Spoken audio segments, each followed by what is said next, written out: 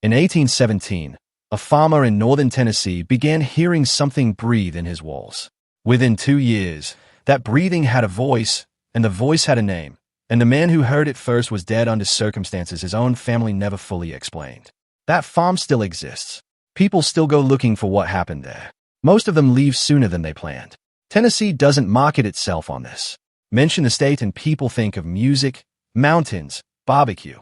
But underneath the postcard version is a second map, one drawn not by tourism boards but by families who've lived in the same hollows for 200 years and have very specific opinions about which roads you take after sunset.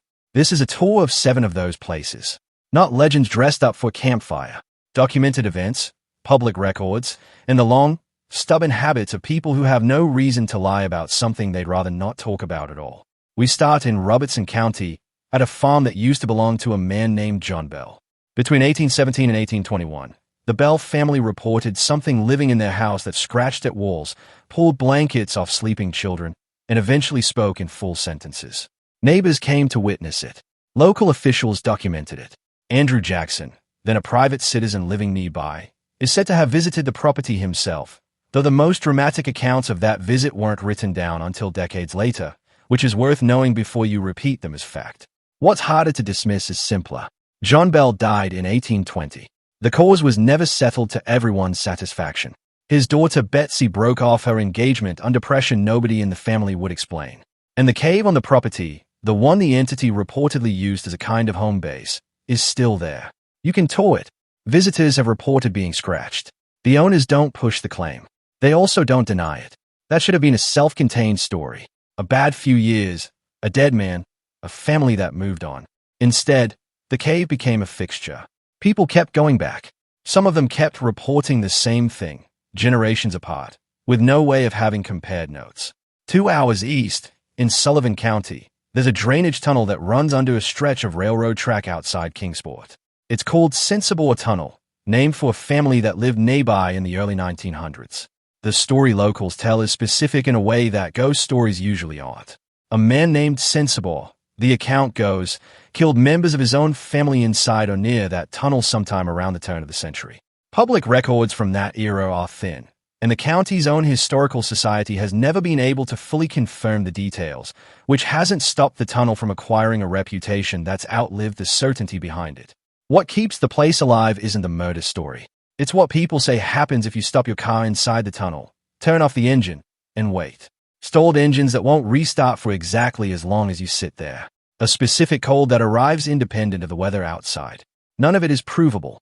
All of it is reported consistently enough by people who have nothing to gain from agreeing with strangers that the Sullivan County Sheriff's Office has fielded calls about the tunnel for decades, mostly asking them to do something about the kids who won't stop going there at 2 a.m.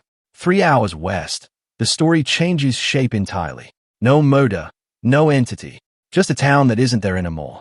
In 1968, the state of Tennessee built Brushy Mountain State Penitentiary into the side of a mountain in Petros, surrounded on every side by terrain so steep that the prison didn't need much of a perimeter fence. The land itself did the job. It operated for over a century total, under different names, and closed for good in 2009 after a long, slow decline that prison staff described at the time as one of the worst working environments in the state system. Conditions inside, by multiple official reports filed before its closure, was severe enough that staff turnover was a constant problem. Inmates died there of causes both expected and not. James L. Ray, Martin Luther King Jr.'s assassin, was held at Brushy Mountain and famously escaped in 1977, surviving in the surrounding mountains for several days before recapture. The prison is now a tourist attraction, restored and open for tours and even an on-site distillery, which is its own strange footnote. But guides who work the night tours have a consistent habit. They don't linger in C Block. They'll tell you why if you ask, and the answer is always some version of the same thing. They don't know what's different about that block specifically, only that something is. Back east, in Williamson County, a house called Carter House sits in the middle of what used to be one of the bloodiest single days of the Civil War. On November 30th, 1864, the Battle of Franklin tore through the property in hours of close-range combat so intense that the house itself still bears the bullet holes, dozens of them, preserved rather than patched. Nearly 10,000 casualties occurred across both sides in a single afternoon, concentrated in fields that are now residential streets and shopping centers. The Carter family hid in their own basement while the battle moved through their home. What makes Carter House different from most preserved battlefields is that the staff don't frame what happens there as separate from the history. They consider it part of the same record. Visitors and employees alike have reported sounds consistent with what the family described hearing that night. Footsteps on floors that creak the same way the original floors are documented to have creaked. Voices in rooms that are locked and empty. The historical society that runs the site treats these reports the way they treat artifacts.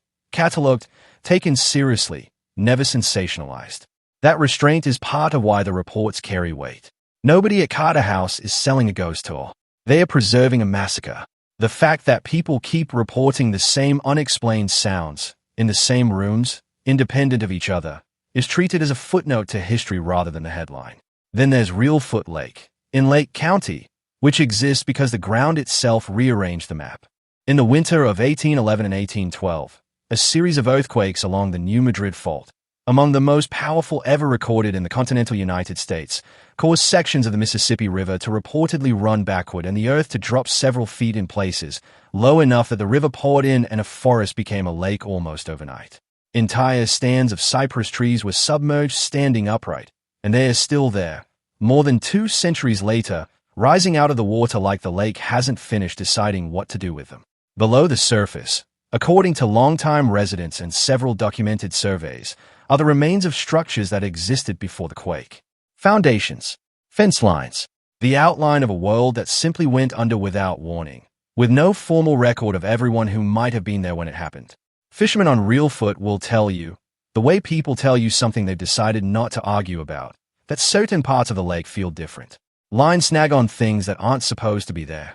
Nobody connects this to anything supernatural exactly. It's something quieter than that. A lake that used to be land, full of trees that used to be a forest, holding things nobody ever went back to retrieve. Each of these places, on its own, could be explained away. A documented illness misread by a grieving family. A coincidence of cold air and old machinery. Acoustics in an old prison block. Settling foundations in a Civil War house. A trick of light on water that used to be ground. But put them next to each other, and a pattern starts to surface that has nothing to do with ghosts. Every one of these places marks a moment when something ended badly and nobody got a clean account of it. A death without a clear cause. A murder without a confirmed motive. A prison block where men disappeared into a system that didn't keep good records. A battlefield where the casualties happened faster than anyone could process them. A town that vanished in one night, with no time to take a final count. What people are responding to, generation after generation, in this state and in every state that has its own version of this list, might not be the supernatural at all. It might be the unfinished business of history itself. The accounting that never got closed. The questions that died with the people who could have answered them.